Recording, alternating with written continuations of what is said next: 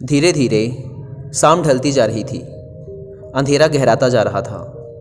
बुद्ध के शिष्यों के चेहरों पर थकान साफ झलक रही थी। बुद्ध समझ चुके थे कि शिष्यों को विश्राम की ज़रूरत है, अतः उन्होंने एक सुरक्षित स्थान देखकर शिष्यों को रुकने का आदेश दिया। कुछ समय पश्चात एक शिष्य ने बुद्ध से प्रश्न किया, भंते, क्या विद्या को किसी से बलपूर्वक भी सीखा जा सकता है? कदापि नहीं। विद्या को केवल सेवा भाव से ही सीखा जा सकता है। इसी संबंध में मैं तुम्हें एक बहुत ही बलशाली राजा की कथा सुनाता हूँ। ध्यान से सुनो। बुद्ध ने शुरू किया। एक फ़कीर था। वह जंगल में घास फूस की कुटिया बनाकर रहता था। उसे एक विद्या आती थी।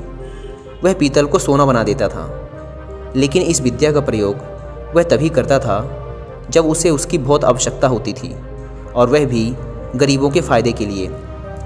एक दिन एक बहुत ही गरीब ब्राह्मण उसके पास आया। उसको अपनी लड़की का विवाह करना था और उसके पास एक फूटी कौड़ी भी नहीं थी। उसने फ़कीर को अपनी परेशानी बताई। फ़कीर ने समझ लिया कि यह सचमुच परेशानी में है। उसने पीतल के एक बर्तन को सोने का बनाकर उसे दे दिया और कहा कि इस बर्तन को बेचकर उन रुपयों से अपनी बेटी का विवाह कर लेना। ब्राह्मण उस बर्तन को लेकर एक सुनार की दुकान पर गया। जब उसने सुनार को वह बर्तन दिखाया तो सुनार को संदेह हुआ। ऐसे फटे हाल आदमी के पास सोने का बर्तन हो ना हो, यह राजा का ही है। सुनार उसे पकड़कर राजा के पास ले गया। राजा ने पूछा कि क्या बात है, तो उसने सब कुछ सच सच बता दिया।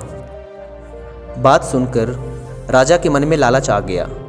उसने सोचा, फ़कीर को बुलाकर यह विद्या अवश्य सीखनी चाहिए।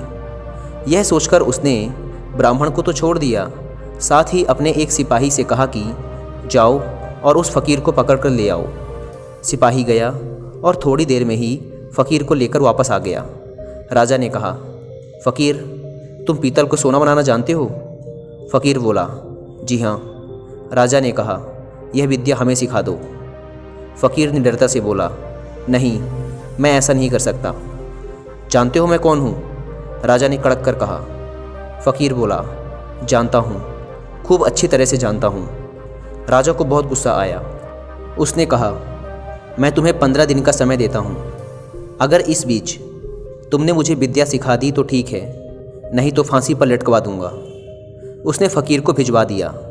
वह रोज़ शाम को उसके पास एक सिपाही भेजता कि वह तैयार है या नहीं, लेकिन फ़कीर का एक ही उत्तर होता, नहीं।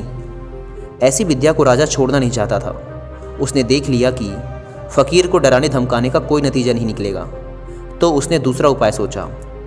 जब 7 दिन बाकी रह गए तो उसने अपना भेष बदला और फ़कीर के पास जाकर उसकी सेवा करने लगा।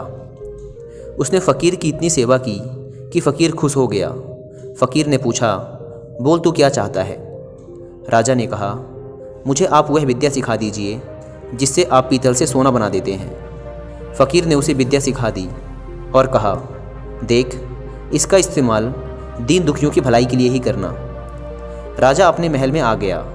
15वें दिन उसने फ़कीर को बुलाया और कहा, बोलो, विद्या सिखाने को तैयार हो या नहीं? फ़कीर ने कहा, नहीं। तो तुम्हें फांसी लगवा दूं? ज़रूर, फ़कीर ने कहा।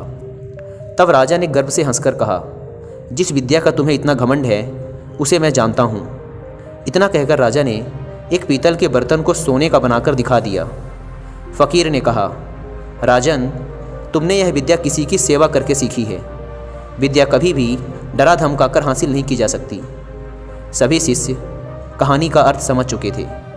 इसके पश्चात सभी ने एक साथ भोजन किया और विश्राम करने लगे।